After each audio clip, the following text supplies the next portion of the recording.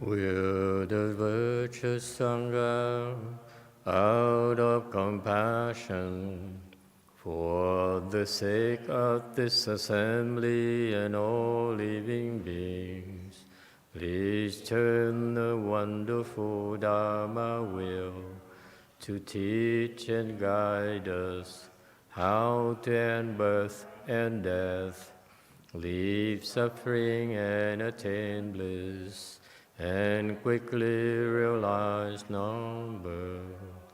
Cung thính đại đức thắng thịnh, vì thứ pháp hội cấp nhất thiết chúng sanh, xin chuyên diệu pháp luân giao đạo ngã môn, như há liêu sanh thoát tư ly khổ đạc la, tốc chư vô sanh.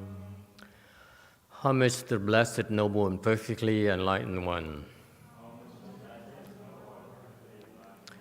Namo Sanato Suchedo Ye Alahodi San Miao San Puto Ye.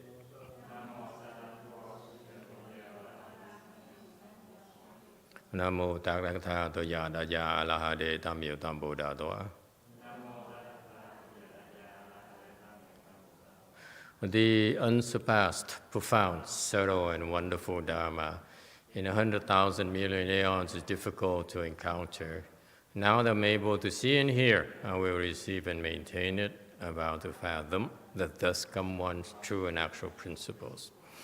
Wu sheng sheng she wei miao fa bai jian wan jie nan zao yu wo jin jian wen de shou chi yan jie ru lai cheng shi yi.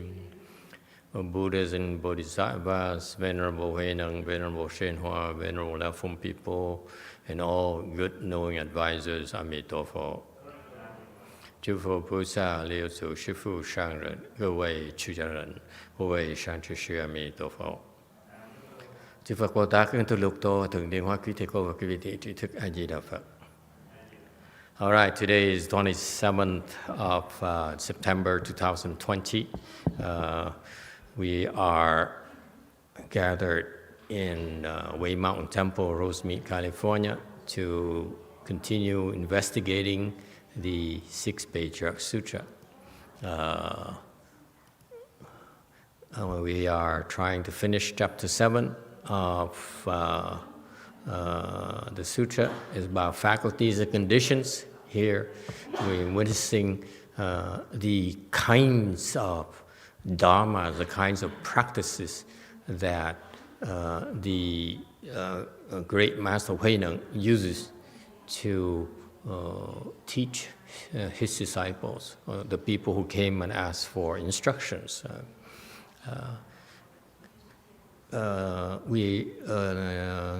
I always wondered about that. Slide 547. Always wondered about that. Why it was? I'm sure he taught. He has regular teachings to his followers every day because he has thousands of people he needs to train. He needed to train, but then these things are recorded. It seems like these people just came from afar to ask him a question, and then somehow he manages to teach them and help them become enlightened on the spot, or maybe very shortly after that. And it's fascinating that he can do that. So we are witnessing how this great Chinese patriarch did it in the past to these people, and I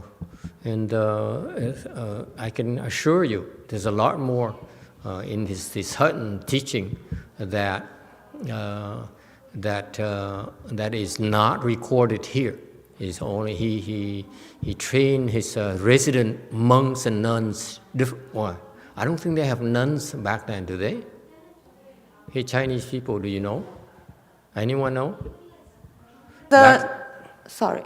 The nuns and monks are separated. Oh, yeah, China. but they're nuns, right? There yeah, is. because there are the quarters for them. I remember now. Thank you. So I'm sure that he trained the residents differently. So what's recorded in this sutra here is a much more difficult way of teaching these visitors that he doesn't have that much time to help them. Okay, and so it's fascinating. But I assure you again, Mahayana is very rich. There's a lot more to certain teaching than just what you're witnessing in the Sixth Patriarch Sutra here. However, Sixth Patriarch Sutra is the quintessential certain teaching for Mahayana. Okay, and it's really unfortunate that the Chinese masters they kept it for themselves, and they only reserved it for the high-level ones. So they didn't really elaborate that much on a certain teaching here. And when I read the explanations of the Sixth Patriarch Sutra in Chinese, I didn't notice that much emphasis on the certain teaching, including my masters. Okay. Master YongHua, for some reason, he didn't elaborate on the certain teaching that's so profound in the Sixth Patriarch Sutra. I assure you that he knows. I don't know why he never really elaborated, okay, that much on that. Maybe one of the advantages is that it makes it more palatable, more easy to understand for the non-Buddhists, okay? Because the Sixth Patriarch Sutra is a very, very popular sutra that the Westerners love to read, because they read it, and everyone who reads it walks away with the impression they understand the sutra. Yes, they understand the sutra, but at a very, very low level. Actually, as we've been discussing it, this certain teaching, certain enlightenment teaching here is extremely profound, and I'm still surprised why the Chinese patriarch didn't elaborate that much on the many explanations I read. I came away disappointed. That's too shallow. Okay. So again, one reason is that it makes it more popular, because same thing, I started teaching Chan a little bit more advanced level, and new Chan students are shocked. Okay, he said, we need more hand holding, and I said, I don't do hand holding anymore. It's my disciples' problem, no longer my problem. But so that's why you don't want to speak too high of a level. But on the other hand, you don't explain the certain teaching, then you're missing out on the essence of the sutra. Okay. Again, do not get a big head, because there's a lot more behind a certain teaching than what you read in the sutra even. Okay. Anyway, so I would. All right, let's go to slide 547, the sutra text. Okay, he's continuing to teach this Chu Huang, who came, and because Chu Huang came to the Sixth Patriarch because he was very impressed with Xuan Tze, the Sixth Patriarch's ambassador, roving ambassador. He used to roam around China to help the Chinese Chan people. Not sure he would send people to Korea or out of China which to me that he gives preferential treatment to the Chinese. Maybe it's a limitation of transportation or money, whatever. But it's funny, he sent his disciples to be ambassadors to go and show off, to try to impress people. So it's kind of compassionate. On the other hand, when you talk about compassion, then I just wonder why he's not sending people, his disciples, to, for example, my country, Vietnam. Okay, if that's the case, we would have a lot more enlightened masters. So none of his disciples went to Vietnam, or definitely not Japan, and so forth. So to me, I wish we could talk to Venerable Huineng and find out why these things didn't happen. Why did he give preferential treatment to the Chinese? Okay, because Buddhism transcends national boundaries. There's no Chinese Buddhism. There's no Zen. There's no Korean Son. It's only one Mahayana. Okay, throughout the universe. Okay, you may call different names, but it's only one. Okay, only the unenlightened people would discriminate, saying that I'm only practice Vietnamese Buddhism. I am a Korean cultivator, and that kind of thing. People who talk like that clearly did not learn the Buddhism from enlightened master. Okay, so remember that. Don't talk like that. Then people would think I'm enlightened. Okay, sutra text. Have no thought, whether in motion or stillness.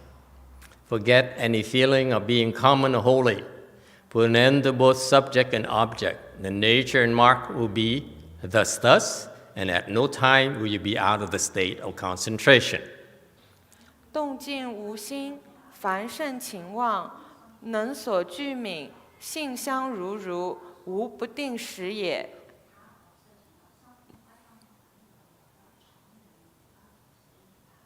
Excellent. Okay, this is beautiful. This is wonderful teaching. That's why I respectfully waited until the translators have a chance to finish, because this text here is beautiful. Remember, the context is Chu Huang thought he entered samadhi. He felt that he entered the enlightenment samadhi. Which, if you think like that, then you did not. He did not. Okay, and so here, right here, Chu Huang came to see the Huineng, Venerable Huineng, because he's so impressed by Venerable Huineng's disciple, Xuan Ce. Okay, and so now Master Huineng has to deliver. Otherwise, Chu Huang will be disappointed and say, "Your master is not as good as you." Okay? So so much pressure from his own disciples, if you will. And so Master Huineng immediately took advantage of that interest of Chu Huang and taught him how to do Chan. Okay, and so this encapsulates Chinese Chan for you. Okay, only because I don't know any other Chan. Okay, but again, it's Chinese because it's from a Chinese monk. He says on the commentary slide 548. Okay, you read this. Are you enlightened? This is a certain enlightened teaching. Anyone enlightened yet? We have to explain this. You asking me to explain this? Too? Huh? Do I need to explain this? It's so obvious. You read this, you should be enlightened already.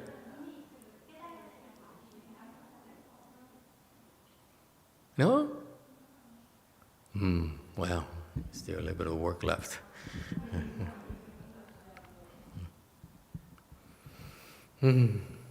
Have no thought. What does the have no thought means? Okay, don't think. Is it clear? We go to get an education, we pay to get an education to learn to think, yes?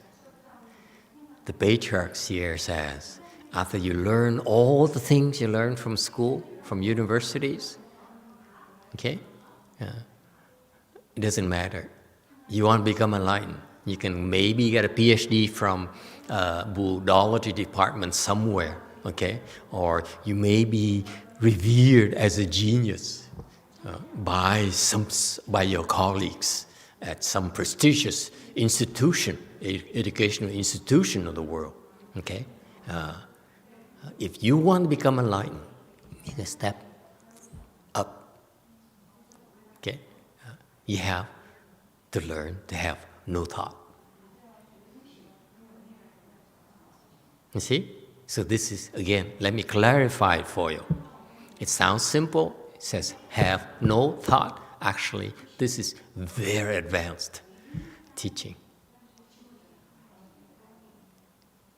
Okay?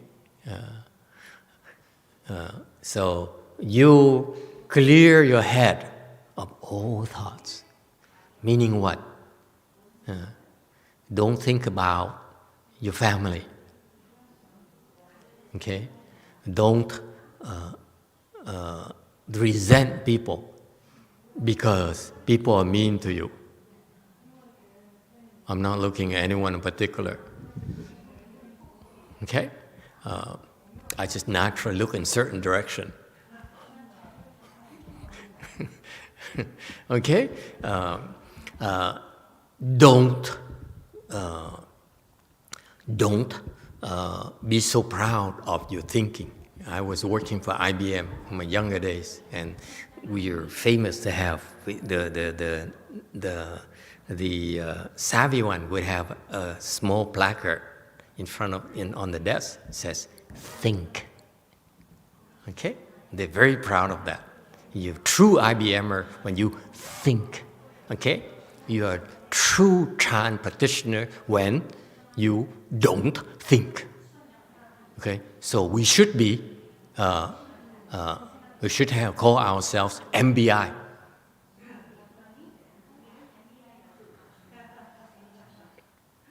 Yes, question. Well, earlier, one of the monks said, "Aren't you like an animal if you enter samadhi without thought?"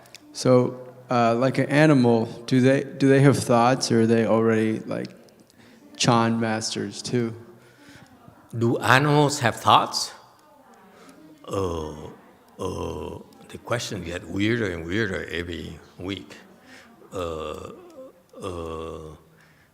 I don't know. I never asked any animal. But I imagine that the unenlightened animals have no thoughts. Okay? And also, in my imagination, some animals are enlightened. Okay? Then they have no thoughts, whether in motion or stillness. What does this tell you? Emotion or stillness. Okay? Meaning what? It means that, yes, sir.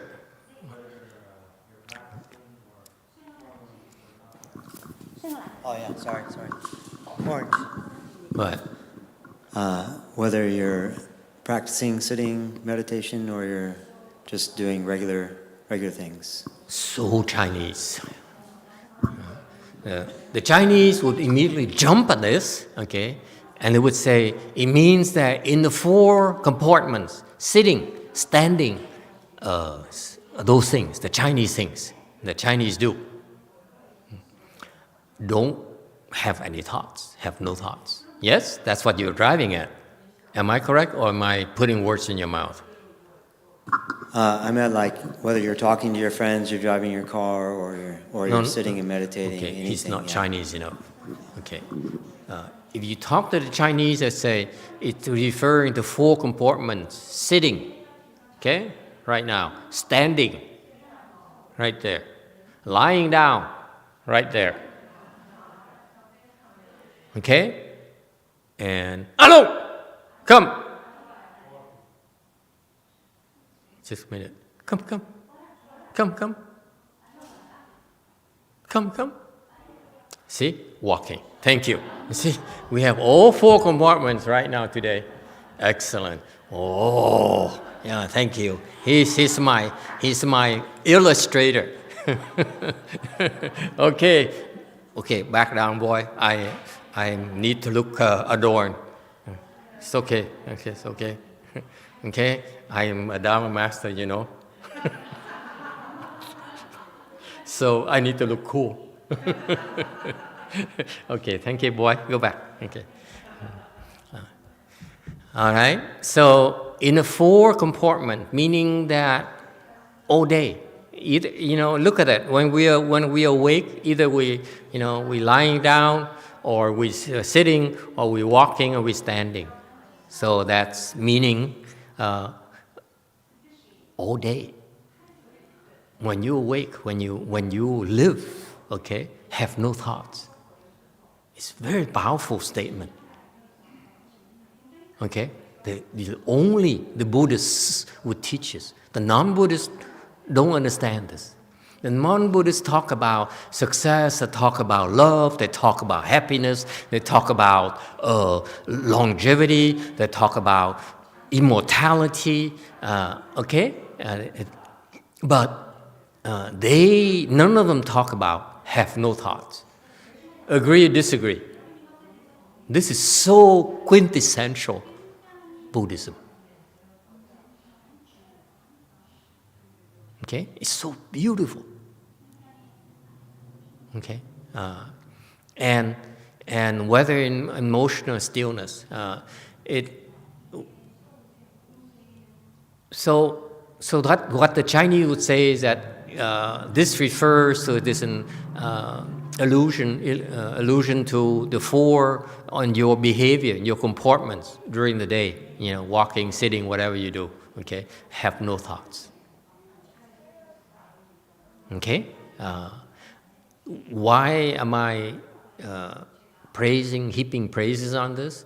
Because I listen to many Chan masters' instructions, including my master's disciples' instructions to me when I asked them about Chan. Okay, my master deigned I was not good enough to be taught, so he says, "You go and look, seek instruction from my disciples." So I did that. Okay, so I did talk to a lot of them, and I demonstrated to all of them that I like to sit. I'm not afraid to sit a long time. So I'm looking for instructions, but whether they talk to me directly or they talk to their disciples or their students, none of them understand this, have no thought, whether in motion or stillness. So this is so beautiful. Okay, I wish I had this instruction when I was younger, but then better late than never. Next, forget any feeling of being common or holy. Okay? What does it mean? Forget any feeling of being common or holy. Okay? Meaning that this refers to the fact that after Chu Huang listens to this instruction, he can very, very quickly reach fourth stage arhat, because Master Huineng looked at Chu Huang's level and he could say, you almost, I see where you are. Okay, you're not quite there yet, but this is what's going to trip you when you get closer, okay? That you will feel that you being special, okay? You head and shoulders above anyone else. Sounds familiar, anyone?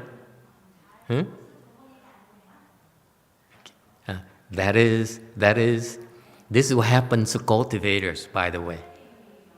It is so beautiful because cultivators who are dedicate their lives to cultivation. They say, I give up money, I give up my husband, I give up my children, okay? I give up my cars, can you imagine?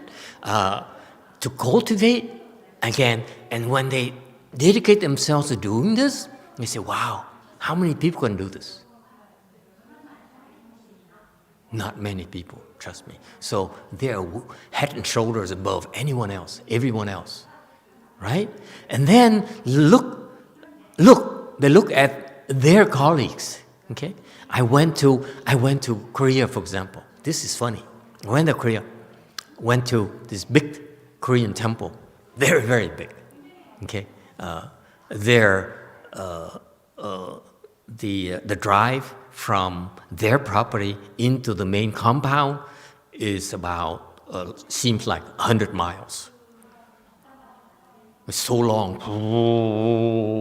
and it has trees, it has brooks, it has water, it has rocks, and it has walking paths for people to promenade. Gorgeous, beautiful flowering trees. I was so impressed. Okay, and went to the main compound, and they have these beautiful, old buildings, and they're constructing new building as well with a $10 million donation from the president of Korea. Okay, so they have a lot of buildings, and what's very, very impressive about the Korean Buddhism system is that they have an area where the front is where for the public to come and do ceremonies and get counseling or whatever, make offerings. And then there's a back. This is sonbang, meaning it's an area for chan cultivation, where you're not allowed to go back there. Okay. So it was during the break. They practiced for 3 months, so 100 days. Okay, very typical Asian Chan. You practice 100 days. Hopefully, you become enlightened within that period. And then you break for 100 days, and you practice 100 days, and you break for 100 days. Okay. So when I went there, it was during the break. So there's the host who was there. He said, "Oh, you into Chan, right? So I'd like you to meet with the person in the Sonbang, in the Chan area, Chan cultivation area, where I like the two of you to talk." Okay. So I say, "Oh, I love to meet Son cultivators." Okay, and these people are extremely dedicated. This person I met, for example, he did the 100 days, and then during the break, he's not even coming out. He's not leaving. So that impresses me. Okay, meaning it's still not enough yet. You understand? After 100 days, if you leave, then you say, I need to get out of here. Okay, enough is enough. I need to go have some ice cream, pizza. Come on. Let's live a little. Okay. No, this person still stayed on. Okay, that's very impressive. So I met with him. Okay, and he came out. Okay, and to our area, because we're not allowed to go back there, and at least for that night. So he came out and he made tea for us. It's so Korean, very, very polite. Okay, made tea and talked to me, and one look at him, I said,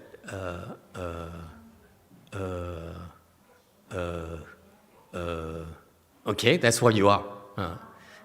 And then we start talking more, and the way that my host, the Dharma host, the host monk was presenting me to him. I don't know, I didn't understand Korean, but the way he presented me to him was like he's very impressed by me. I said, yeah, of course.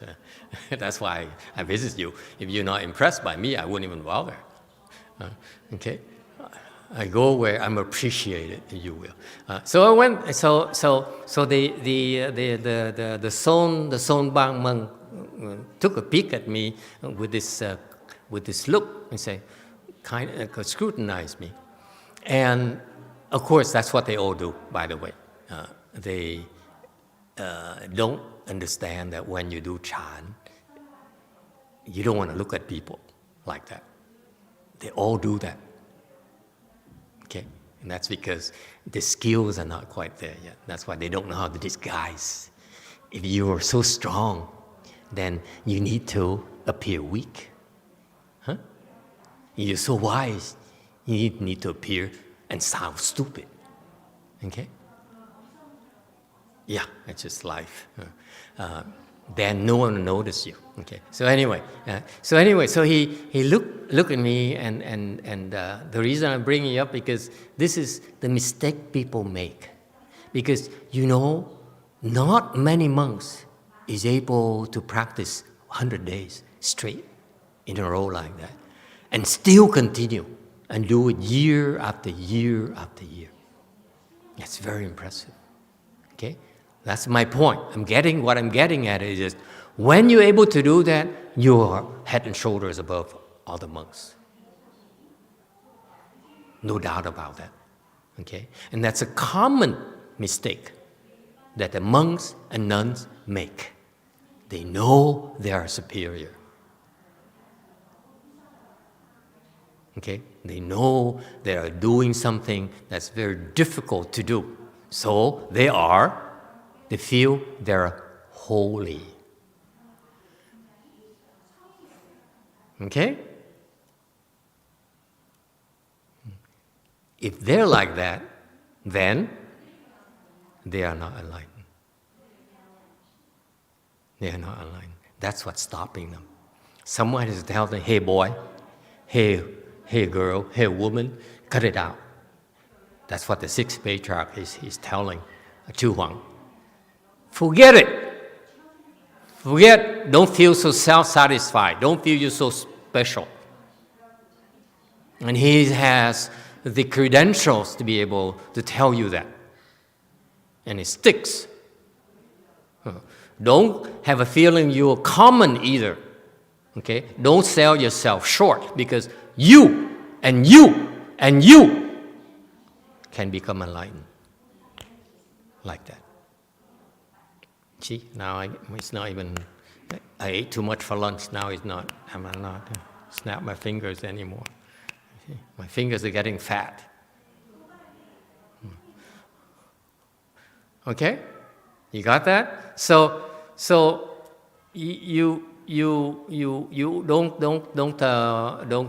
belittle yourself. You have equal opportunity in this sudden enlightenment Dharma. Okay? He may be enlightened right now, and you are not. You are common. He's holy. But you know what? It's no big deal. That's how quickly things can change in Mahayana. Do not be low to a sense of complacency and think you're better. I elaborate a little bit more because that's what my master failed to do. That's why none of my disciples would dare think they're better and they're superior, because I keep reminding them how stupid they are and how little they know. Right, San Jose? Only Northern California people have that kind of attitude. We Southern California, we're very easygoing, we are phony, we fake, we love to eat, we love fame, But Northern Californians, they think they're better. They are holy. Okay? Yeah. It works in Northern California. You go down here, I beat the heck out of you. No comments from San Jose? See? They hurt. The feelings are hurt. No one ever dare talk to them like that.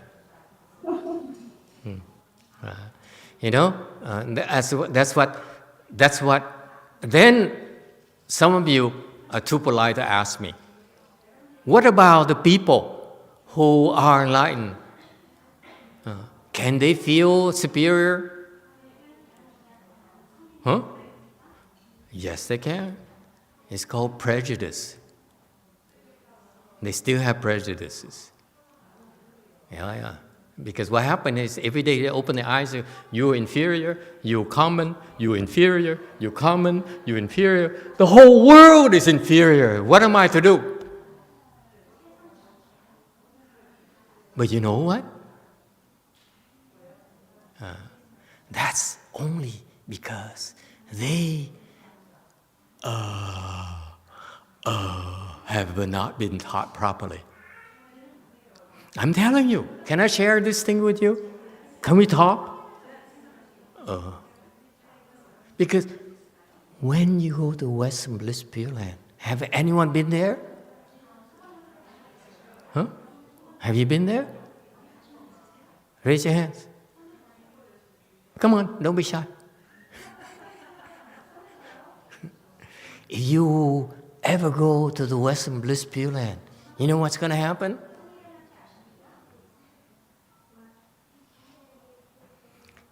The person who cultivates next to you can be enlightened when you are so unenlightened. It's like that. In a Western Bliss Pure Land, there's no discrimination. There's no one who says, I'm better than you. You know that? They don't have that thought. If you think that Chinese Buddhism or Taiwanese Buddhism is better than American Buddhism, we call it white Buddhism. Okay? It's only because you're not going to the Pure Land. Because if you want to go to the Pure Land, you have that kind of mindset, not interested in you. Please stay away, okay? We have our very high standards. Go to the heavens or something. Or stay in Northern California or something. No one finds it funny. It's too offensive. Okay? So the difference between enlightened people here versus enlightened people in the Western Bliss Pure Land is that in the Western Bliss Pure Land, enlightened people don't have that are not stuck up. They're not stuck up at all. They don't look at around and say, oh, you're so stupid. Everyone's so stupid. Because there's so many of them around them who are enlightened, who are better than they are in the Western Bliss Pure Land. And that's why it's impossible for them to have an attitude, develop an attitude. Whereas here, especially in Northern California, they think they're better than the rest, especially better in Southern California. And we have the proof they're not, aren't we? All right, deal. Hallelujah. That's what I hear. All right, so far so good? Okay. It really irks me to see that stupidity in people. So anyway, so what happened, that Korean, he was an abbot, okay? He was an abbot, and then he said, no, I don't want to be an abbot, I want to go to Sonbang to become enlightened. So he stayed there, wouldn't leave. Very impressive. But again, his problem is that, did I say his name or not? Okay, then it's safe to tell you his level, right? But then if I tell you his level, my master's disciple would say that I'm a phony because I'm not a real person who never tell anyone else his level. Stupid Vietnamese monks. So his second stage arhat, which is not bad, because not too many people reach that level in the Songtang. So that's why it's not easy to reach.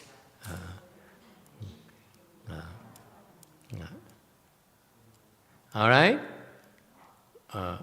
So he has, because he looked around. He looked around and said, oh, these people are so inferior. These people are no good. They don't have as much samadhi as I do. Okay? And if you still think like that, then you are not that good. So Northern Californians, pay attention. Put an end to both subject and object. Meaning what? This is Buddhism. Okay? Subject and object. This is neng she.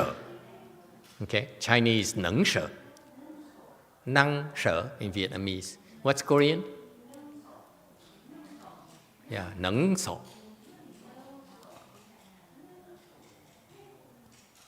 What's the Chinese? Did you have that? No. Neng so. Okay. Neng so. What's the Korean again? Where is the Korean? Neng so. Well, which line here? Okay, never mind. I don't understand Korean. Okay. Pretending to look cool. Put an end to both subject and object. What is Chinese? 能所具名. 能所具名. 具名. 具名. Mean means what? What does mean mean? Come on, Chinese people. Means destroy. Destroyed. Okay. Put an end to both the nungs. Okay. Very good. So he says, put an end. That's mean. Okay? To both. Neng so, to both subject and object. What is he's referring to? Okay. It killed me when I first started. This neng so here, the subject and object really bothered me. And I was so stupid, so I asked my master's disciples, my Shishoa disciples, and they wouldn't bother explaining to me either. Okay, it's very simple. Okay, neng. Neng is what? Neng is can translate colloquially as to be able to. Okay, ability.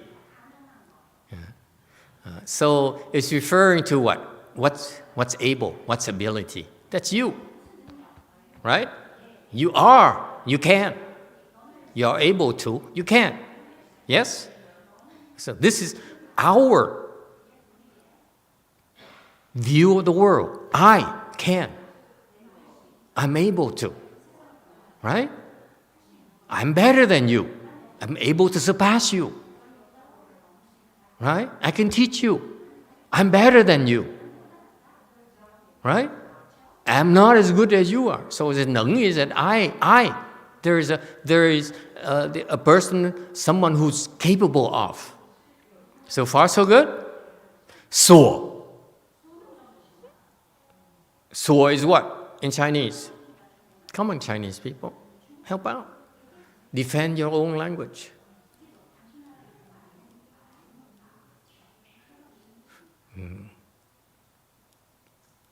What's so?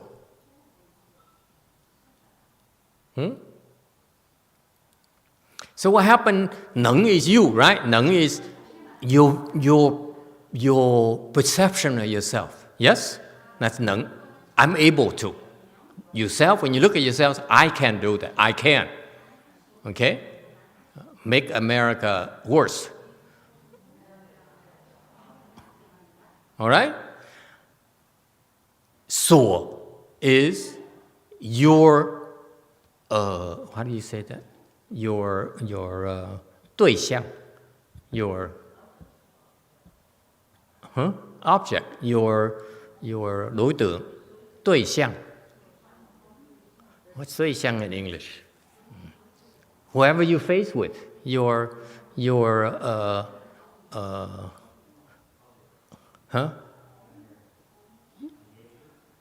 yeah, your opposite. Okay, so 所 here is能 is what you, how you perceive yourself. So far so good. 所 is what you perceive outside of yourself. Okay, so that's what they translate into subject and object. Subject is you. I am the king, right? Object is I own the world. I own the car. I own you. So object here is anything that's not you, not just inanimate objects. Okay?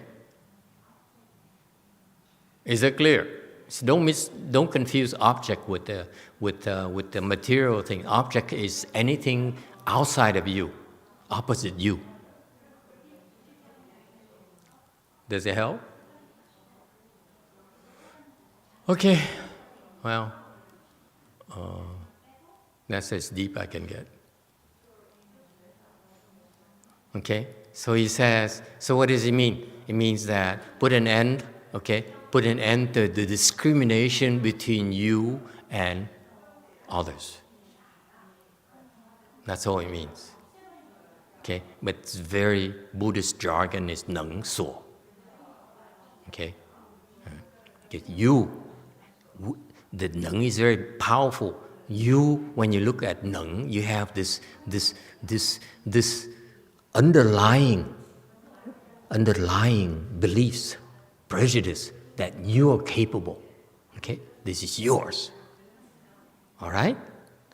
So is whatever is not you, opposite you.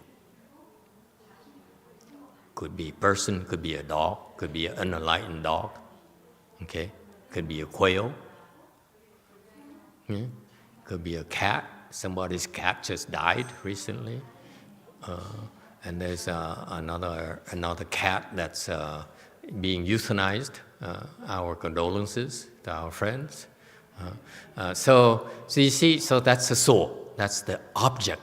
Okay, the opposite you, not object, just the opposite. Your 对象. I don't know how to explain that in English. Is there a word in English for that, huh? Mr. Dictionary? For what? You versus anything you look at, anything that's outside of you. What is that called? Subject and object. Very original. Go back to sleep. Okay?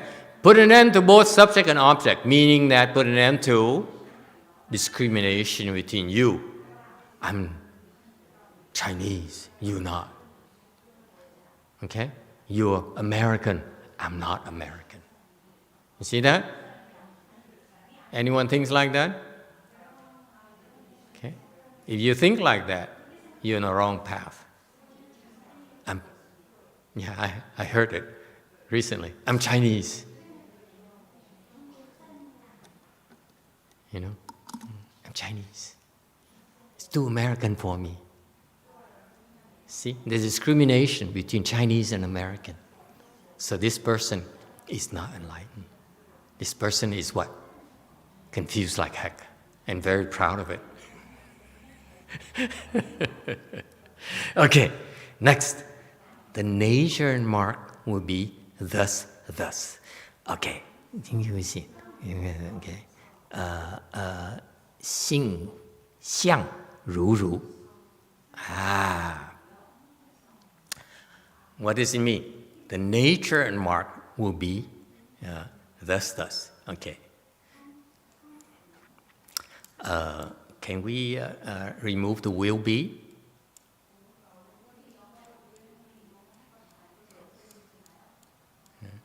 Change will be to the nature and mark are thus. This translator really is not enlightened. That's why she's translating nonsense. Okay. You see, the same thing, but it's not will be. There's no such thing as will be. The nature and the marks are.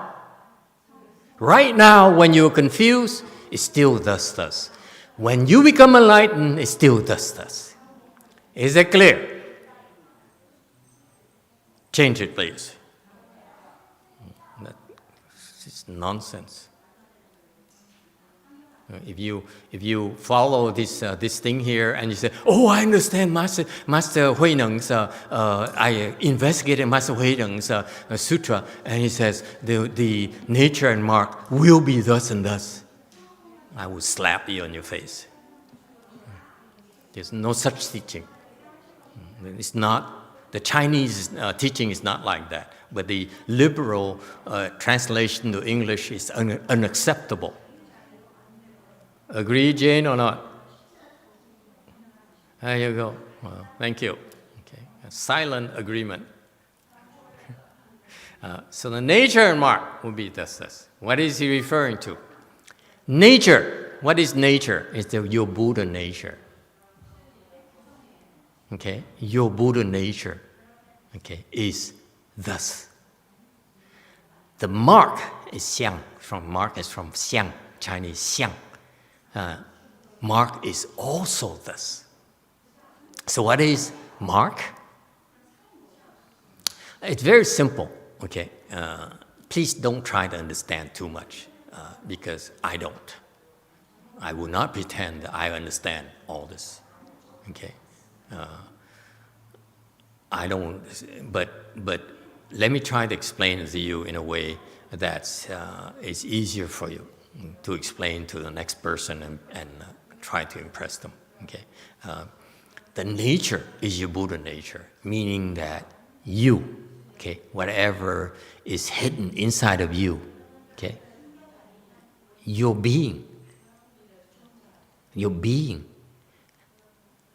the makeup of your being has something called nature,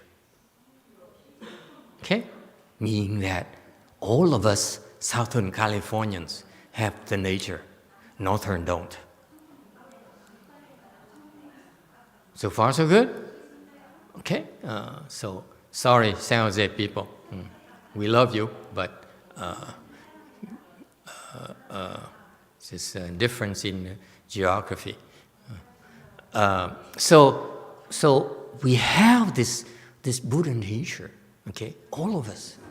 Meaning you, me, same thing. We're no different. This is why on earth would a Dharma master says, this is Vietnamese Buddhism?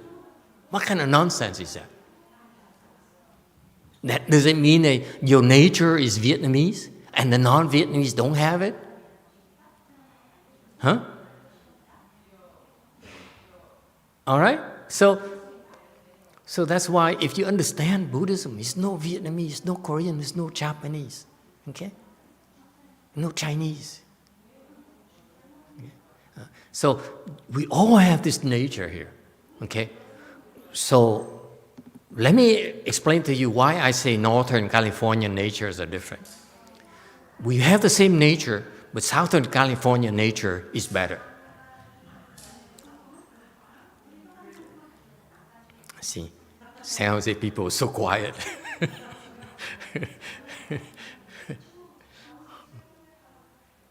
What, they have a question? Or criticism? Or complaint? Go ahead. No. Yes.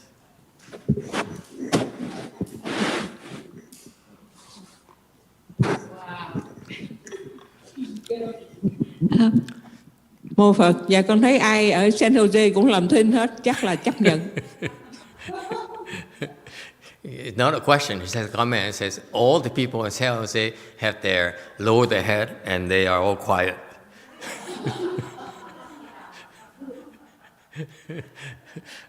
Lower the head is my additional comment. So the nature is what we all have, okay? And just to reassure the San Jose people, if they come to the temple often enough, we share our nature with them, so that we have the same nature.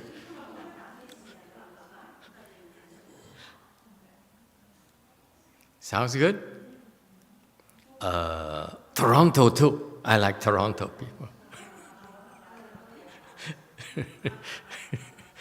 Okay, so far so good. Are we still together? Okay. So the nature. So we all have this nature. It doesn't matter. You don't need to know what it is, how it, whatever it is, doesn't matter. We all have this thing called nature. That's very Buddhist. Even Catholics have it. Even a dog has it. Even sleepy people have it. Okay? Hit her. No, let her rest. The poor girls are working day and night to feed you. Have a heart. Okay, so the nature. And mark, what is mark? The nature is what we all have. So far, so good. Don't try to understand. Okay, it's not possible for you to understand. Forget it. Okay, people say, what is the nature? People, the Buddhists keep on talking about. Just don't worry about it. You have it. Just be happy you have it. Okay, you can reject it all you want. You still have it. Okay. Okay, and you cannot say that can I keep my Chinese nature and not make it American? You can't even do that. Okay, it's the nature. Okay, so far so good. So the nature is what you have. So don't worry. It's just whatever this thing here. Let me put it this way. Can I be blunt with you? What is this nature here? It's something that you cannot understand. Not you. Okay? So far, so good? It's not something you can understand. That's why we won't try to explain to you. And some people say, then why the heck am I doing here? What am I doing here? They keep on talking about things that I don't understand. It's not about your understanding. We don't give a hoot about whether you understand or not. Okay? We will teach you to see your nature. You don't need to understand your nature. You just need to see your nature. Is that okay? Are we on the same page? It's not about understanding or knowing what the nature is. Just you need to see what is nature. That's all. And when you practice Mahayana, one day you will see your nature. I promise. That's our goal, is help you see your nature. Whether you recite the Buddha's name, okay, and you say, no, I don't want to become enlightened, no problem. Go to Amitabha, go to Western Bliss Pure Land. The Buddha will teach you how to see your nature. Okay? It doesn't matter. There's no need to understand, but you need to see your nature. So far, so good? So boys and girls, when you explain the nature, you say the Buddha nature, we all have it. You say, I don't understand. You say, no need to understand. Just see it. Learn how to see it. All right? Is it clear? Okay. So you have this nature that's invisible, to your naked eyes. However, this nature you have here manifests itself as what? As what? Chiu Chao person.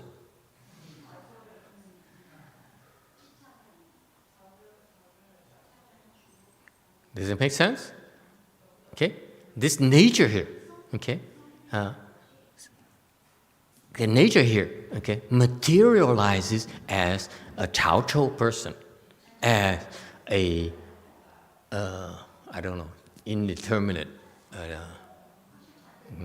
Okay? So the xiang here is the mark, is whatever you can be observed, whatever you can see, whatever you can hear, whatever you can taste, whatever you can touch, whatever you can smell, whatever you can think of. That's called xiang. Again, this is Mahayana Buddhism jargon, Mahayana jargon. Okay? So this nature here, okay, is materializing into xiang, into marks. It has a mark of a boy, mark of a man, mark of an animal, okay?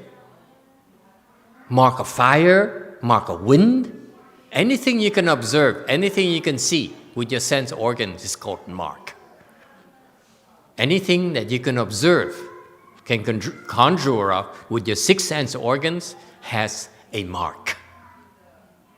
Whereas your nature has zero mark. That's why you cannot understand it. So nature has no mark, and mark is mark. So now the world is complete.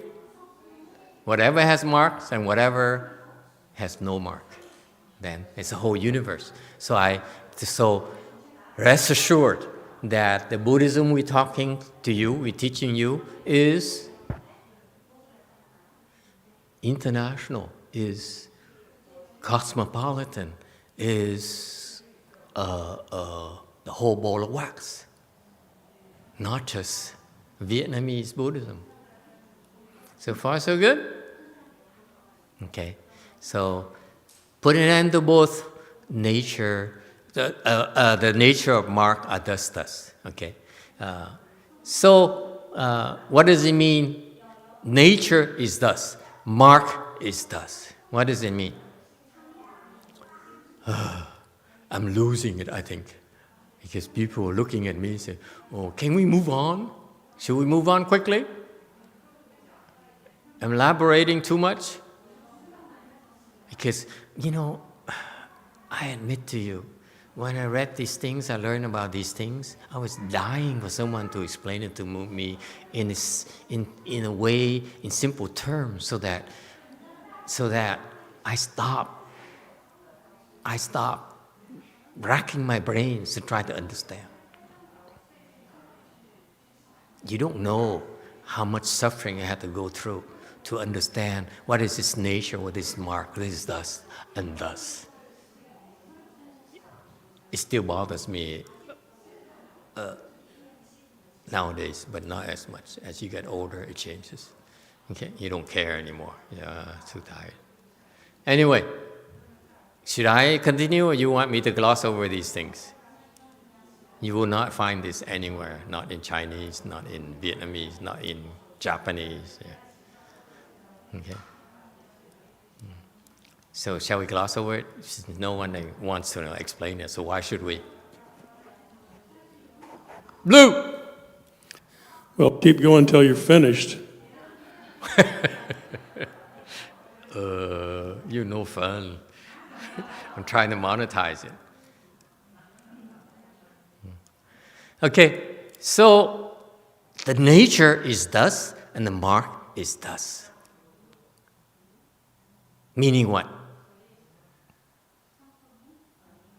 Nature is thus. Meaning that nature is just nature. So far, so good? That's all it means. Nature is just nature. Thus means it just is. So far, so good? Thus, it just is. Very simple. It just is. Therefore, it's thus. Right? What about the mark is thus? What does it mean? Same thing. Thank you. A mark is just a mark.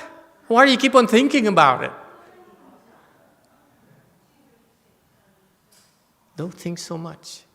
It just is. She's just sleepy. She just is sleepy. What's the big deal? It's insulting to me, but it's insulting.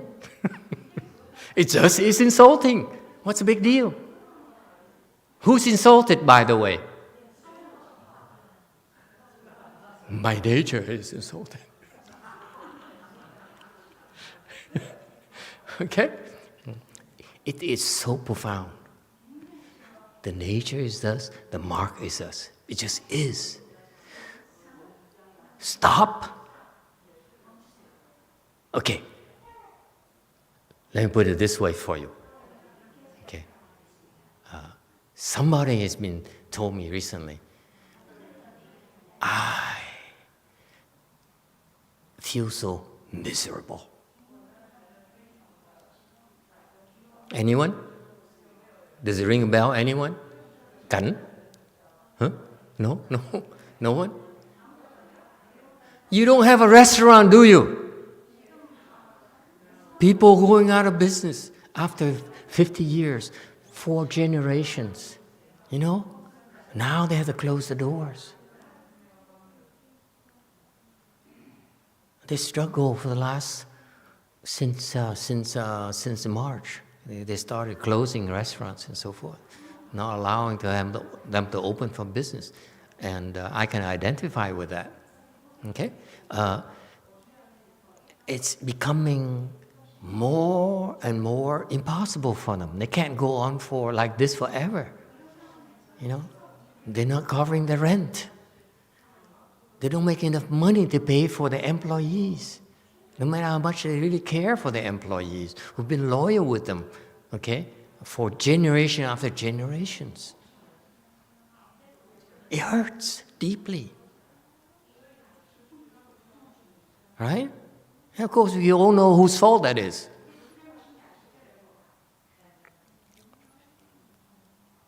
But at least you are still alive is the excuse. Like it, huh, Billy? You voting soon? Did you register to vote? Register to vote. Vote against evil. Yes, question. Mr. Question. Yeah. Questions from Tiango. What about COVID-19? Does it have a nature? Does COVID-19 have a nature? My answer is COVID-19 does not deserve to have a nature. Because if you happen to be COVID-19, you come near me, I will kill you. You are creating a lot of pain and suffering to me and to my people. And you dare come near me, I will take all my frustration and anger at you. I will not hesitate to kill you. How's that? You're supposed to give me a round of applause. You guys have no sense of drama at all. Meaning if they come near you, I will kill them. Ungrateful nature. Ungrateful subjects. How's that? Yes, sir. Does that mean ghosts and demons have nature too, or don't have nature? The good ones deserve to have a nature. The bad ones, the evil ones who are supporting, so-and-so, they're in trouble. Let me put it that way, very politely. Because I'm upset.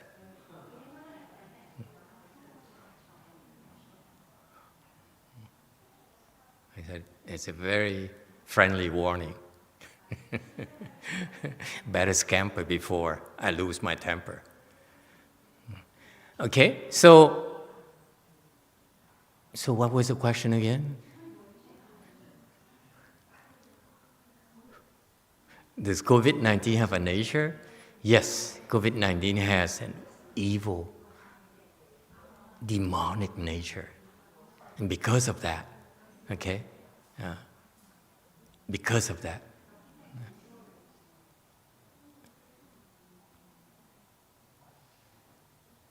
they lose. Because we have enough. I have enough. Yes, sir. Orange. Orange, please. Thank you, Master. Doesn't everything have Buddha nature? I thought the entire universe is the Dharma body.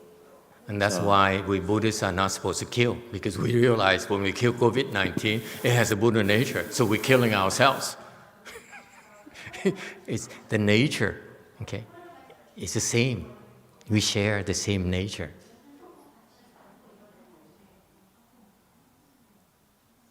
Okay? So why would you want to kill? So what happens when we kill the COVID-19? What are we killing? What are we killing?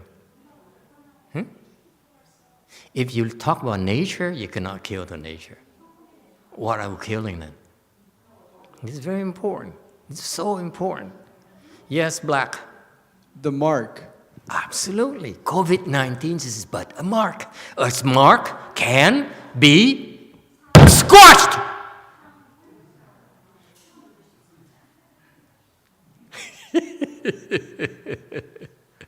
Sorry, she woke up.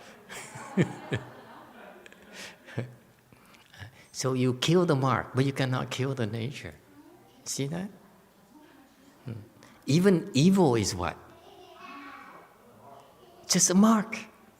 That's why it's okay to kill.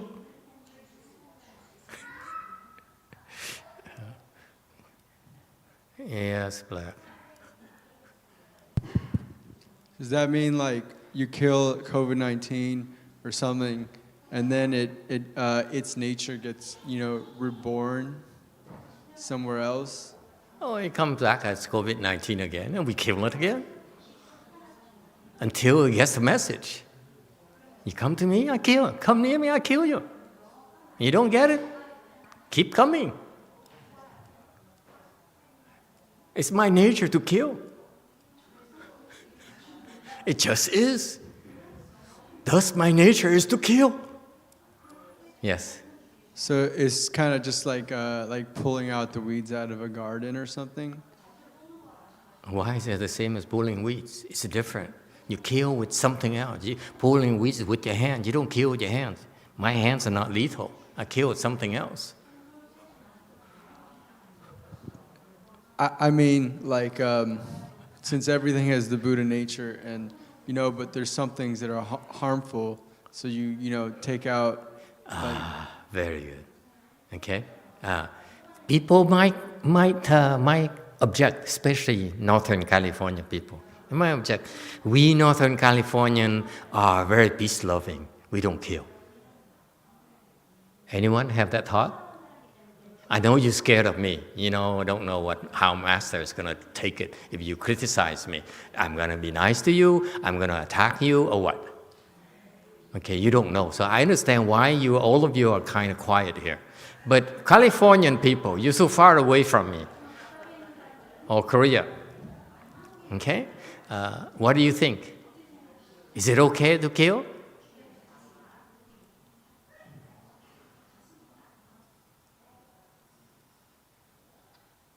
Of course it's not okay to kill. And then why are we killing? Because we have no choice. You don't kill, we don't kill, they're going to kill us.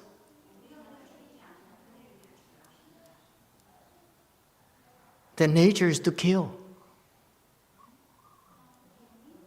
Our nature is to defend ourselves automatically.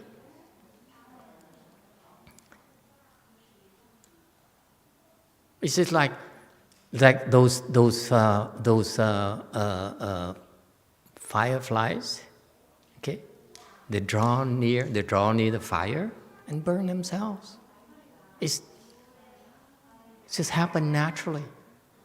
It's not the fire who wants to kill them. Does it make sense? Oh, never mind. Too sophisticated for you. Yes, Black. So, if someone was like, wanted to kill me, and if I don't kill them first, they kill me. Would it be better to let myself die so I get, reborn, and I wouldn't have to face the karmic retribution of killing somebody, or would I, kill them first? Depends on your nature.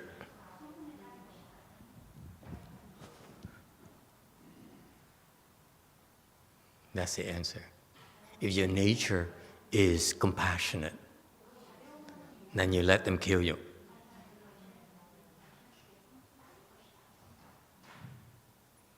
If your nature is violent like mine, you kill them first. It's more fun. Yes, Orange. Isn't when they're using the word nature in the sutra, they're referring to the Buddha nature, which is the same for everything. Same exactly. But when you're just using the word nature, like my nature is to kill, or your nature is compassionate, isn't that a mark actually? Yes, it's a mark. So you're a little bit like that mark. A little bit. Yeah, that nature that manifests as a mark called nature. The nature of the mark. Yeah, no, it's a But nature. Actually, it's a mark in that case. Absolutely. But it's different than the nature as the... Right now, I'm manifesting the nature of killing. But my Buddha nature is very loving. Thank you. You're welcome. Peace to you, brother.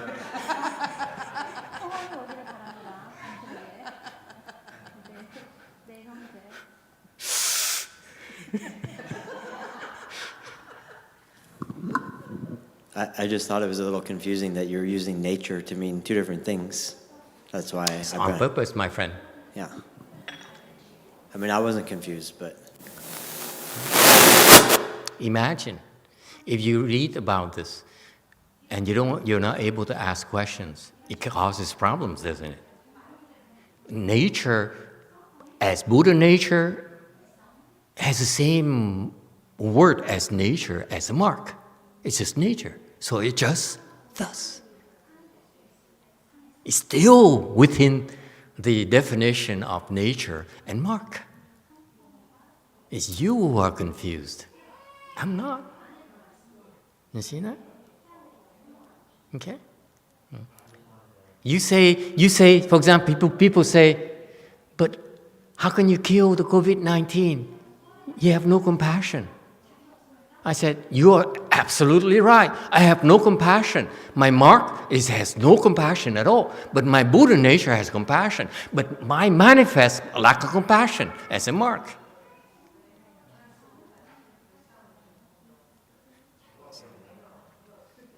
Me too? Yes, Black. So if there's evil, and we see that the person's mark is evil, and the only way to stop the threat to help people is by killing the mark. Would that be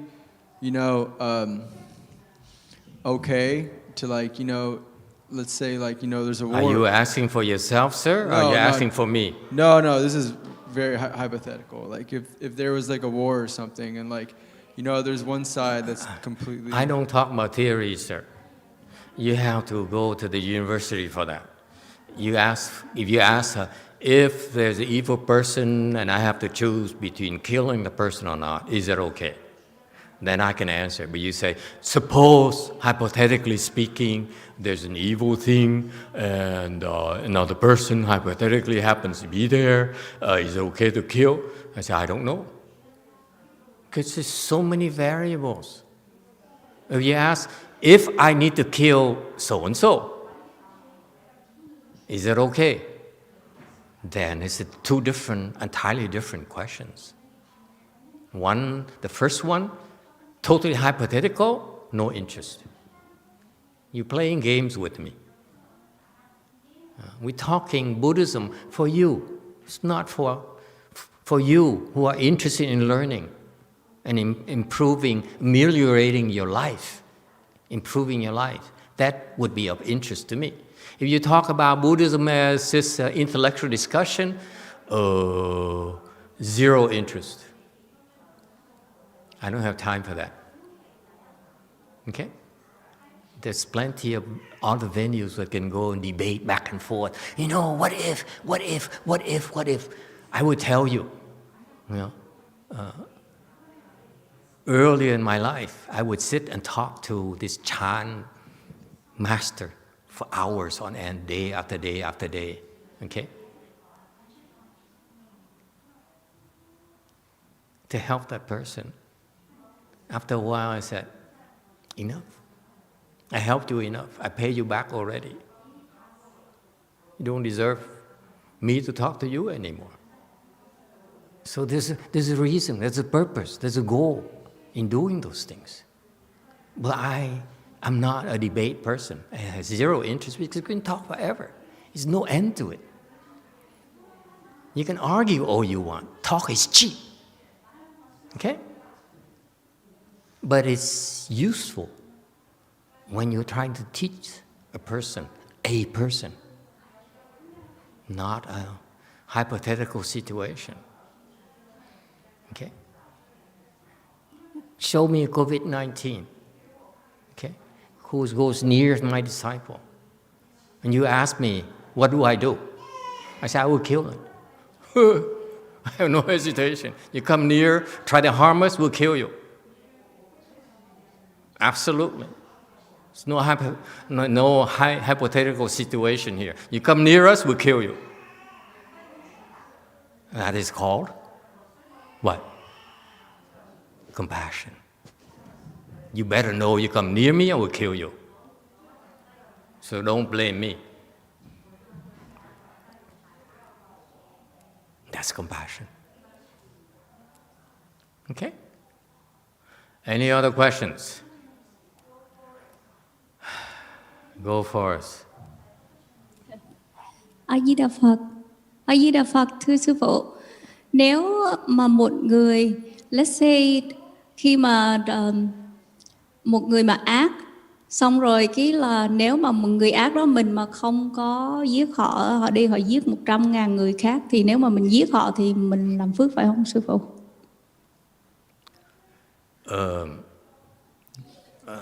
I didn't catch the last sentence.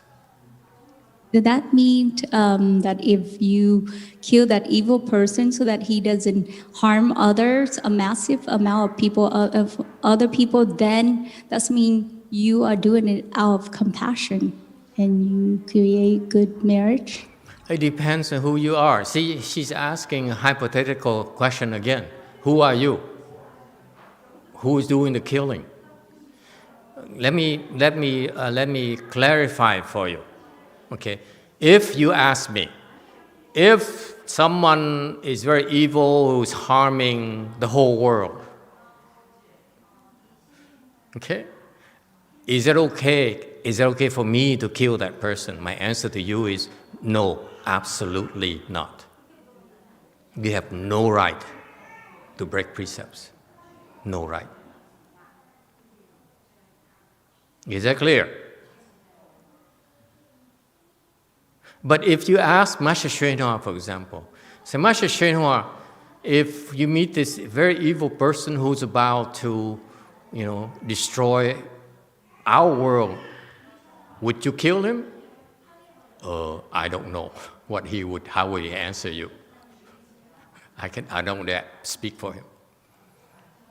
Okay? My point being that you never know what he's going to do because he has his reasons that's beyond our comprehension. But if you are not enlightened yet, then do not break precepts. That's the rule of thumb. The precepts are taught by the Buddha in order to help you become enlightened. If you say, I have wisdom, I can break precepts because I feel, it's what wise people should be doing. Feel free to do so, but I will tell you now, you do that, you will not become enlightened. However, After you become enlightened, in a different situation. Enlightened people have their own precepts. Did you idiots out there hear me properly? You cannot say, oh, they break precepts. It breaks precepts. Who's breaking precepts? I tell you a funny story. Would you like to hear it? It relates to my master, Chinese master. Let's go evil laugh. Master YongHua. Would you like to hear that story? Huh? When I first became a novice, I went to one of those monasteries up north, in Northern California, okay, a little bit further north than San Jose, in the Bay Area, near that big university. You know what I mean?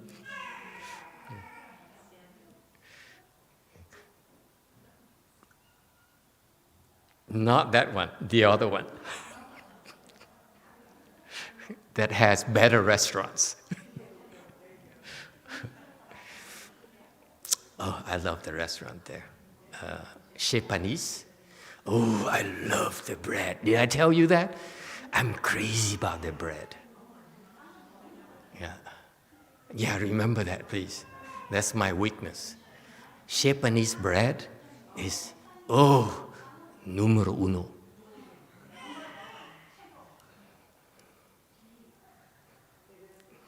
I don't feel like talking Dharma anymore. I feel like talking bread. So anyway, I went there in that city, the temple in that city. And remember, I was excited, to be and proud to be a disciple, level disciple, a great Chinese master. Okay? Never mind I'm Vietnamese, he's Chinese, but I'm still very proud. Okay? And I went to that monastery and met with this Vietnamese. She's probably the most senior Vietnamese disciples. Master YongHua is still around. She's like, became his disciple when he first started teaching in San Francisco. It's that early. So she's very proud. Vietnamese. At the time, she's about 79 years old or something. 75, 79, I don't remember. Yeah. The Asian women, they don't age. After 50, they all look the same. For some reason. They don't age at all. So anyway, so I met this lady here, and she kind of liked me. She said, oh, you did the right thing to leave your home life. What's the big deal about cars and money and power and fame and all those things? I admire you.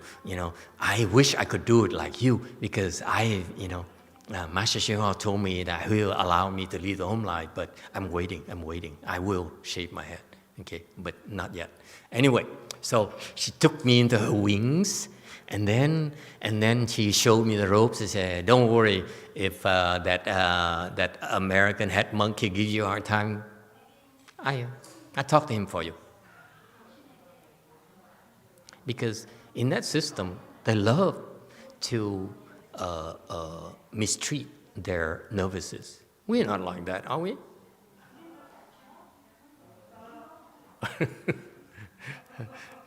We have compassion. So anyway, so she's like, so she walks around and was not afraid of anyone, because she's Master YongHua's favorite. This is where I learned to pick and choose who should be the favorite. Okay? So anyway, so she told me a lot of things, told me a lot about that American monk and all those things. Oh, I know I know all their stories. I was here way before they even came in. I watched them grow. When they were bowing there, I went out there to support them, to encourage them. I was there. So she knows everyone, okay? And she told me very proudly, she says, you know what? Master YongHua, he really likes me. I say, how? He says, one time, would you believe, one time, we sat together, okay? We driven somewhere in a car, and then we alone together. He's sitting there, I'm sitting right here, okay? And you know what happened? Say, what happened? Please say. She says, he took his legs. This is from her mouth, okay? This is not from me. I am a latecomer, so I only hear secondhand all these stories. Master YongHua never bothered teaching me anything, okay? He only gave me a hard time. That's all I can remember. So he took his legs and put it on mine.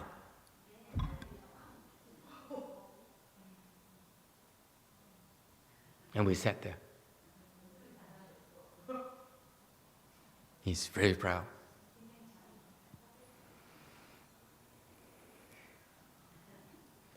And you know what? What would you do? How would you react? My point is I was a novice. We can't touch girls, right?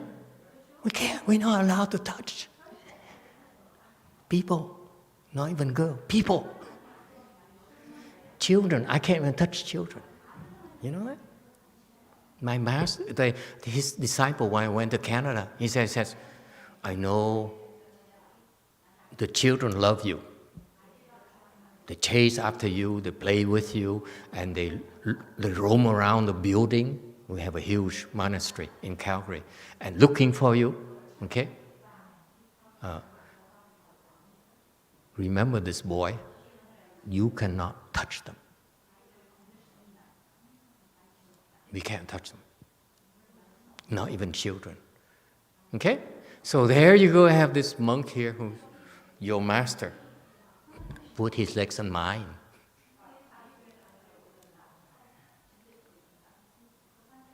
It bothered me.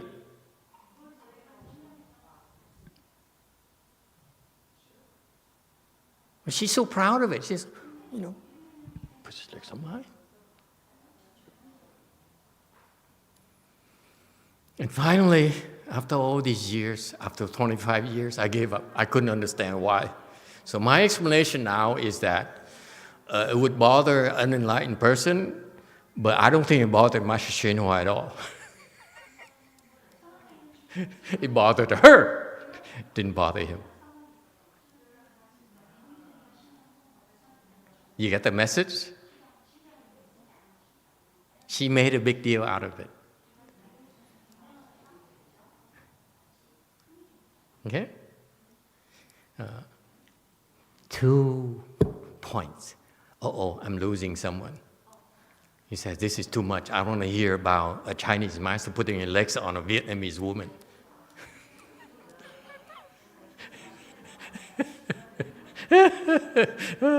Too Chinese. And number one, okay? He did it to teach her. What's the message? Now I thought, after 25 years, if she were to tell me that story, she died, by the way. And she's not in the Pure Land either, okay? So, and Huo Gai, she deserves not to be in the Pure Land. I would not, no matter how much I like her. The point being that he did that to help her. Okay? The message is that you are unbearable. You think you're better than my disciples.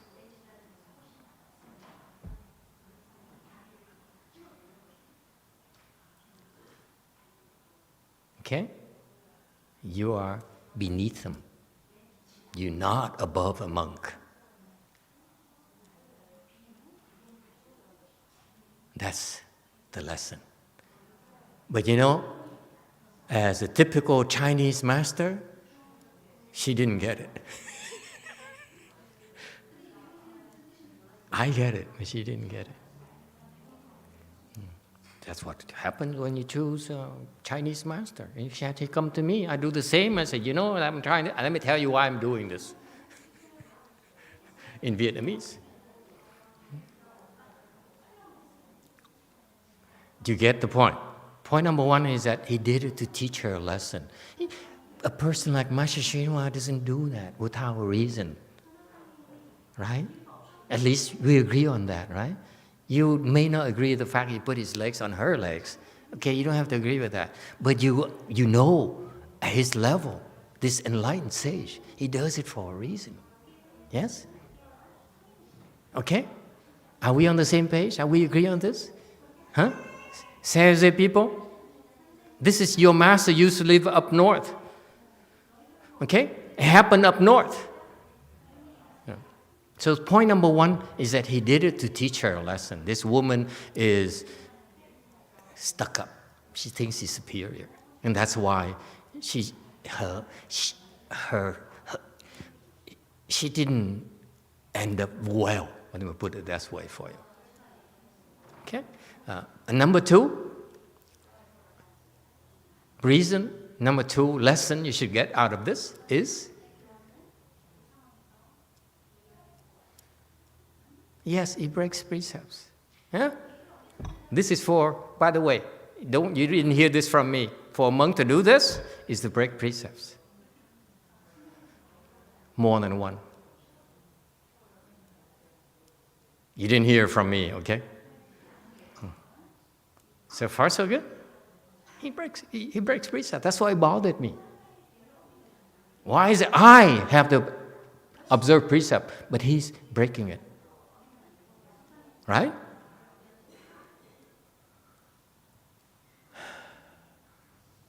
He's beyond precepts, you idiots. Right?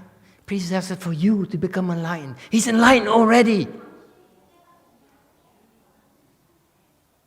He doesn't need precepts to be enlightened anymore.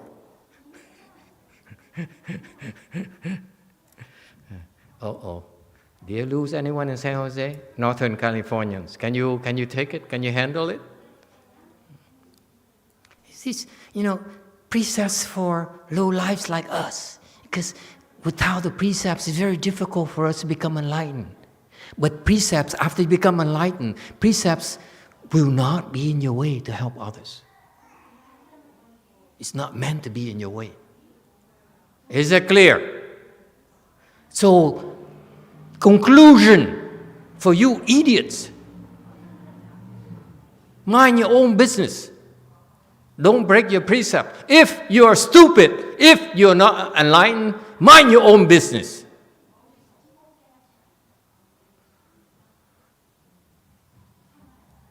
Stop looking at objects, looking at subject. Because you still have not put an end to both subject or object. That's why you're not enlightened.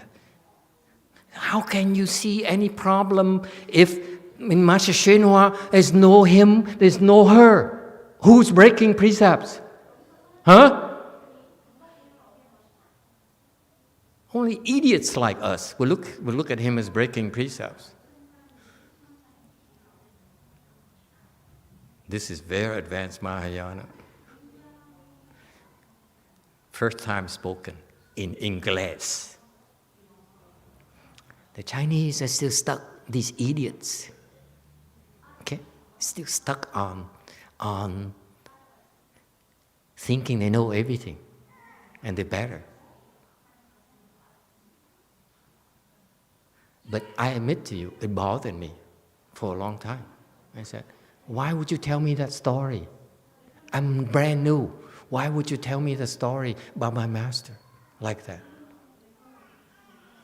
It's not right. So, she doesn't deserve to go to the Pure Line, is my conclusion. Okay, so far so good? Are we on the same page now? Okay, does it help? Let idiots worry about those things. broke precepts. Master YongHua broke precepts. Stupid. Like me. Okay? So the nature is this. Your nature, it's just your nature. The mark, it's just mark, meaning what? The demon, it's just a demon. Therefore, it's supposed to come and try to kill you. Okay? Don't blame him. Don't get upset. It's just a demon. What's the big deal? It's just a sick person. What's the big deal? You get it? Demons do demons' work. A dog will bark. Because it's just a dog.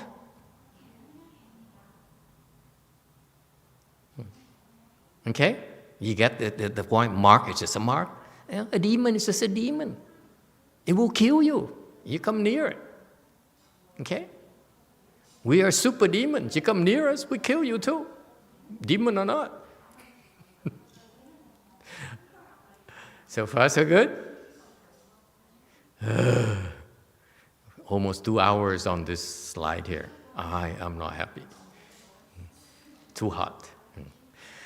At no time will you be out of the state of concentration.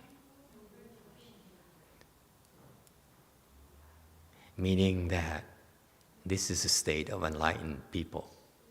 Yes, this is referring to the interchange between Xuance and Zhi Huang, the two who Master Huineng's disciple and this monk here, who asked him, Master Huineng's disciple said, did you enter with thought or without thought? So they're still entering and exiting. And Master Huineng says, if you do what I told you, you will find out that you will never out of concentration. That's a state of enlightened people. So far, so good. So this is confirmation to Zhi Huang that he was not enlightened. He did not enter that samadhi. It's very compassionate teaching, and yet extremely accurate. Questions? It's beautiful. It's masterful. You know, that the precision of the teaching that arose from compassion.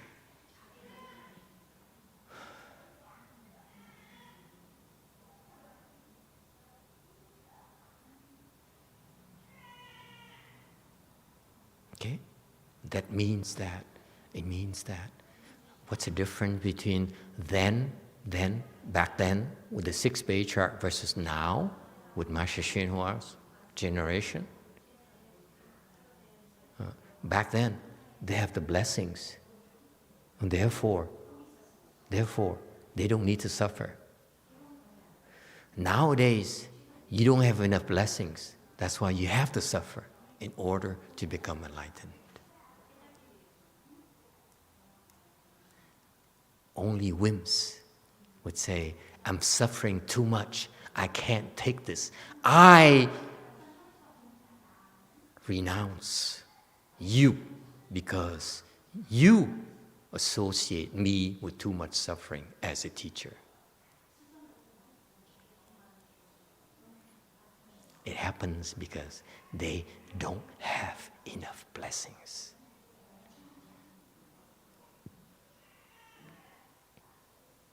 It's just thus.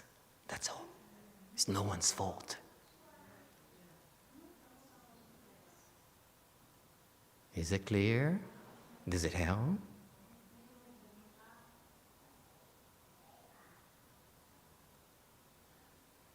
I love Master Huineng. I tell you, if he were alive, I say, sayonara, I'm leaving. You can have it all. And don't you dare follow me.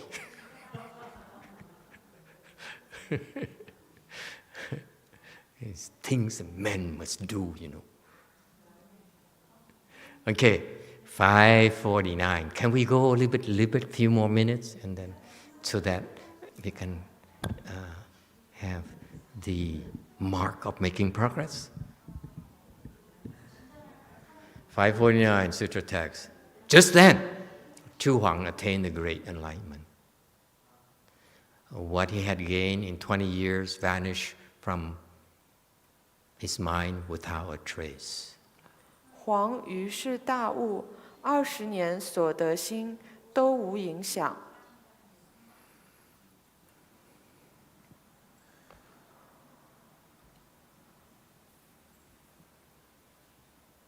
550 commentary. Just then, okay, right then, at that very moment,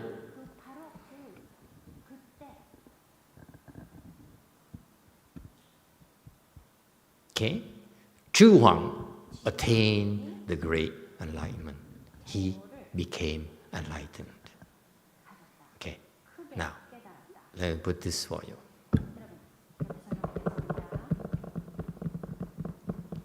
Just then should bother you a little bit. Can you hear that my drum? You can?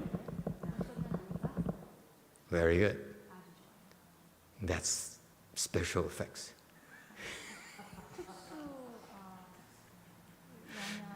Yeah. Just then should bother you a little bit. But it doesn't, right? It doesn't. No. It doesn't. It doesn't. Anyone bothered by this? Impress me. Anyone bothered? Raise your hands, please. Now's the time to raise your hands. This is the time when it matters to... Huh? Anyone? Put it down! Yeah, you have a question? Does it bother you? Just then.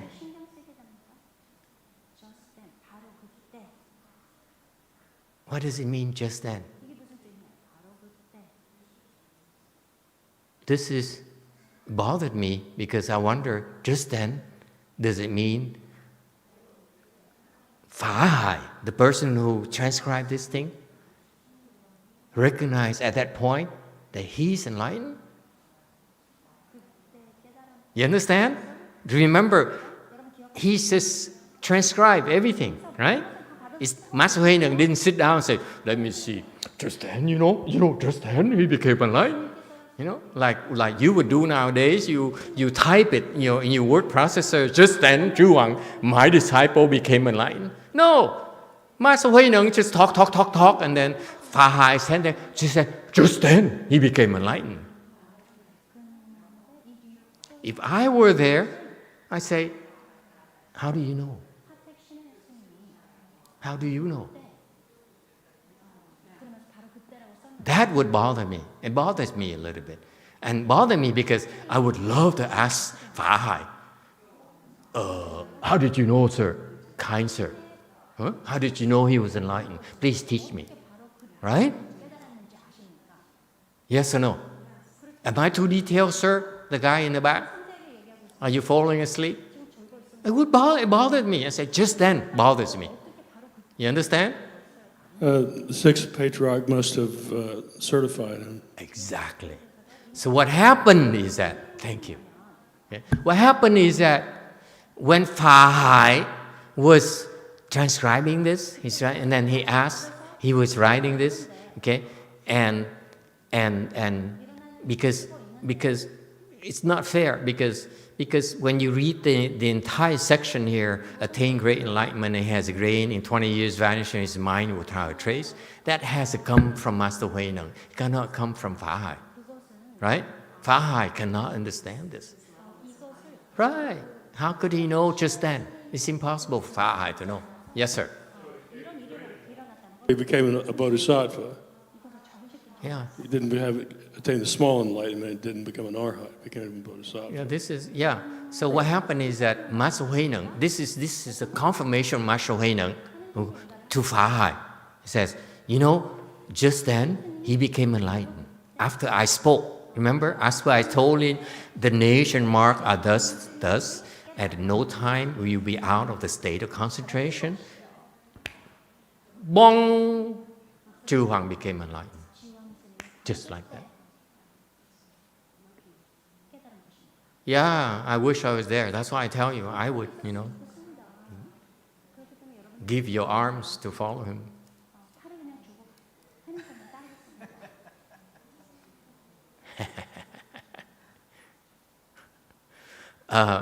So just then, that's why sudden enlightenment right here. He became enlightened. Okay, and then Master Huineng says, whatever, okay, he understood for 20 years. He sat there for 20 years, reasoning things out, rationalizing everything. It is so because so and so and so. Everything is empty. There's no self. It's all art, it's all talk, it's all excuses, it's all Zhu Huang's imagination. Okay? He can sit there and for 20 years, he studied for 20 years, meaning he can argue with you for a long, long time. There's no end in sight. He's that erudite. Okay? So it's really very hard to convert, if you will, to teach, if you will. But the masterful approach by Master Huineng is that in a few interchanges, okay, he became enlightened and he dropped all his self.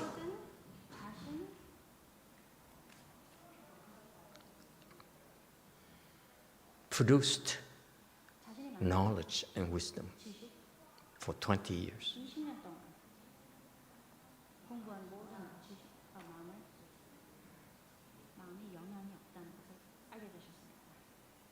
Meaning, for 20 years, he's totally deluded.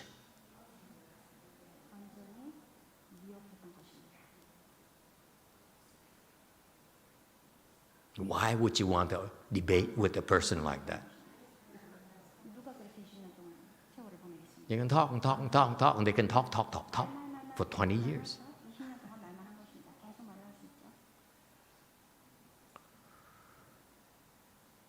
And whatever Zhu Huang understood about Mahayana, about Buddhism, in 20 years, accumulated over 20 years, poof, disappeared. Meaning what?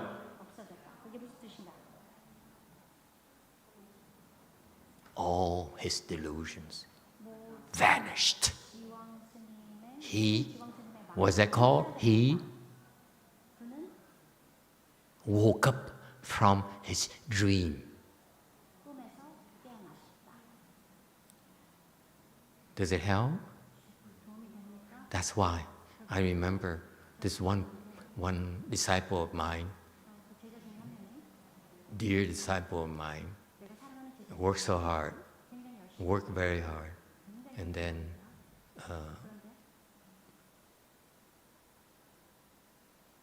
had a lot of suffering.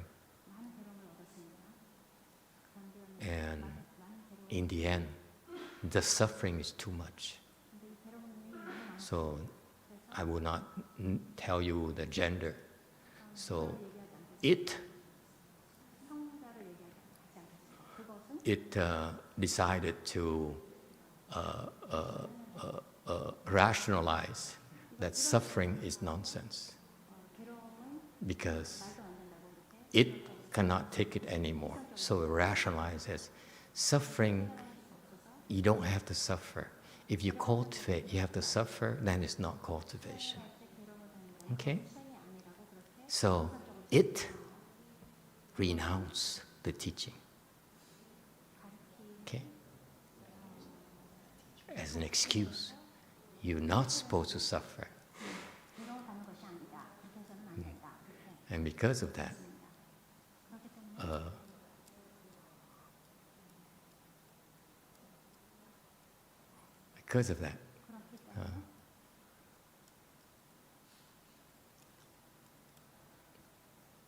the suffering could not come to an end.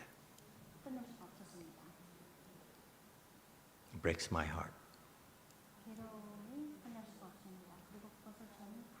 So close and yet so far away.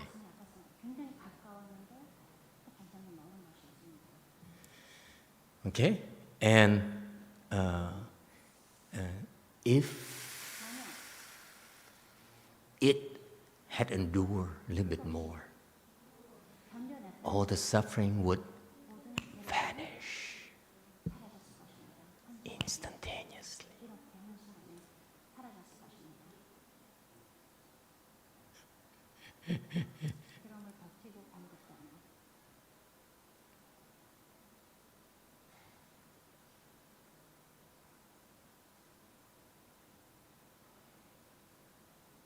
All right?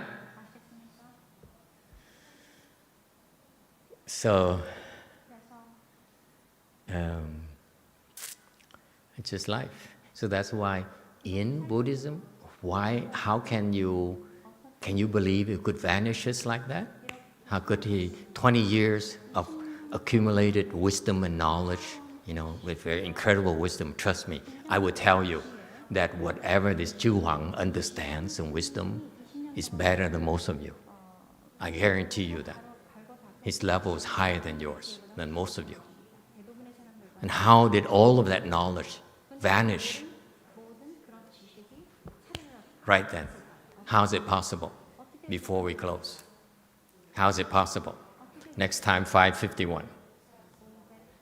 Okay? How? Why is it possible?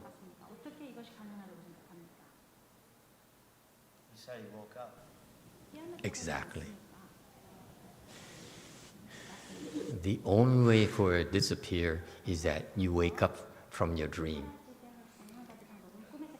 That knowledge is but real to you during your dream only. When you wake up, all done. What knowledge? What suffering? Isn't it wonderful? Next time, 5:49. Thank you, everyone.